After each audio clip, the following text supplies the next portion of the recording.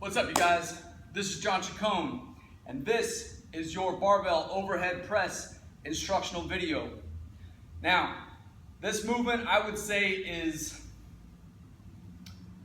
maybe not king of the pressing movements over top of the bench press.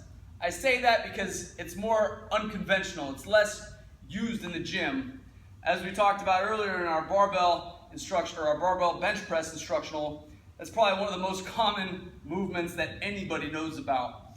But the overhead press, I would venture to guess and say that it takes far more stability throughout your entire body, and it takes a coordination from your feet, through your legs and hips, your torso, everything, and also requires a full range of motion, pain-free, with your shoulders, okay?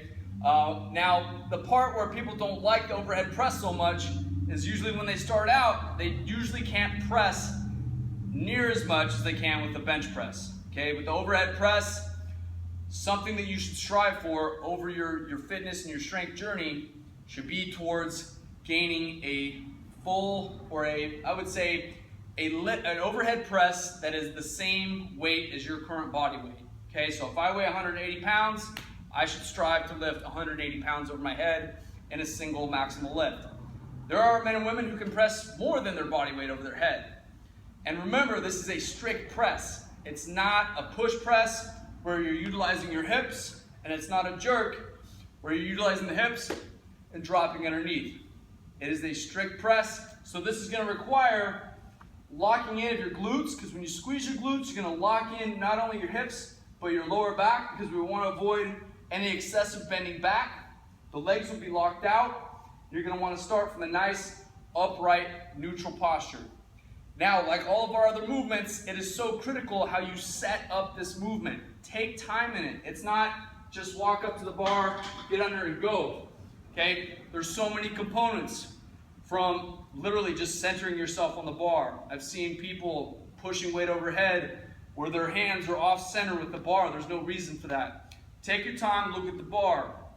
Next, find a good grip width. Okay, and I'll show you a great tool that you can use to find that. Once you find your grip width, secure your grip. Yes, you can use a thumbless grip. No, it's not against the rules. You're just going to incur more risk with it, okay? I've done thumbless grip. I've seen some very impressive athletes use a thumbless grip, okay? But they're comfortable with it, and it's all going to depend on wrist mobility, flexibility, those kind of things, okay?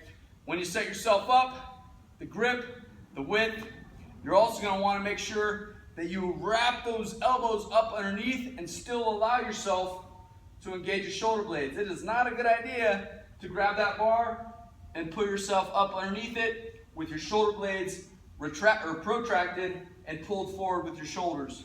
You want to still be able to maintain that scapular retraction so you can engage your upper back and all those massive muscles you have in your back, okay? Use those to your advantage as a platform for your arms to push off of, to push the bar off of your shoulders and overhead, okay? So, that rule I was going to tell you about, when you set up, start back about 1.5 feet from that bar. Let's pretend there's a bar in front of me. I'm going to let my arms naturally hang out my sides. I'm going to have a tall chest. I'm going to let my hands naturally curl up towards my shoulders. From the front, it looks like this. Then from here, I'm going to rotate my palms out, and I'm going to grab that bar. That's a good starting point. Some people prefer to be a little bit wider. I prefer to be closer in. Again, there's no rules on it. Just because you see people doing their presses with their arms incredibly externally rotated doesn't mean you need to. I don't feel comfortable with that, and it's not where I press the most weight. So, when I set up, make sure the bar is roughly the height of your armpits. It's a good starting point. So make sure you do that before you even try centering yourself on the bar. Next, I'm going to center myself on the bar, and I'm going to stand about 1.5 feet back. Feet are hip width apart. I'm going to let my arms hang at my sides. Rotate my palms up, or curl my arms up towards my shoulders. Rotate the palms out, and I'm going to find that grip on the bar. Make sure both hands are equal distance from the center of the bar. I'm going to wrap my thumb and fingers around, and I'm going to place my feet directly underneath the center of the bar. This looks familiar, right? It looks very similar to our front squat or our back squat setup. They're just as important on the setup, but I also like to use my hips And I like to make that bar part of my body before I do these movements, so the setup is so important. From here, I'm going to pull my shoulder blades together, squeeze my glutes, take in my belly breath, and I'm going to lower my hips underneath that bar and rotate my elbows underneath, so my elbows are right underneath my wrists and up against my shoulder and collarbone. My shoulders and collarbone. I'm going to extend my knees and hips, take a step back. Now I'm in my starting position. I like to keep my feet hip width apart. I don't like to take a super wide stance with this. Okay, it allows me to transfer forces directly from the ground underneath me, straight through to my torso and to my hands. I'm going to let my elbows and my upper arms rest on my rib cage. Taking my belly breath, squeeze my glutes to lock those hips in place. Then drive that bar straight overhead until my arms are locked out. Come back down. And repeat until all desired reps are complete. When you're done, 2 steps forward, re-rack.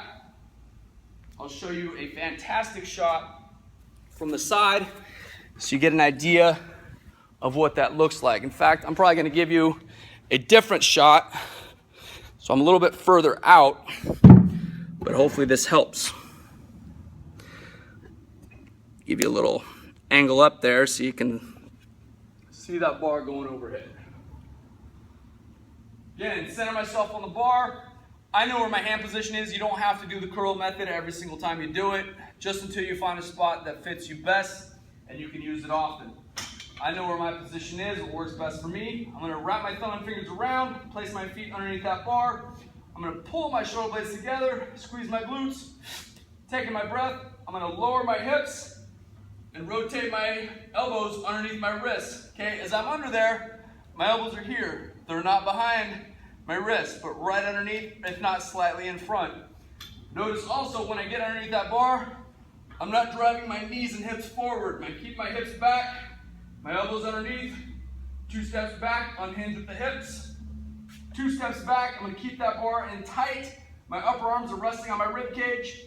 I'm going to take in my belly breath, extend that bar overhead, go back down. Again, squeeze the glutes, belly breath, extend overhead, arms in line with the ears, come back down.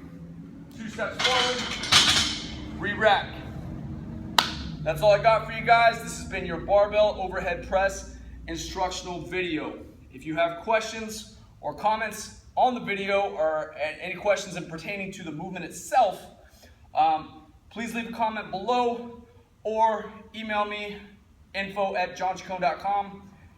That's all I got for you guys. Stronger every day. Peace.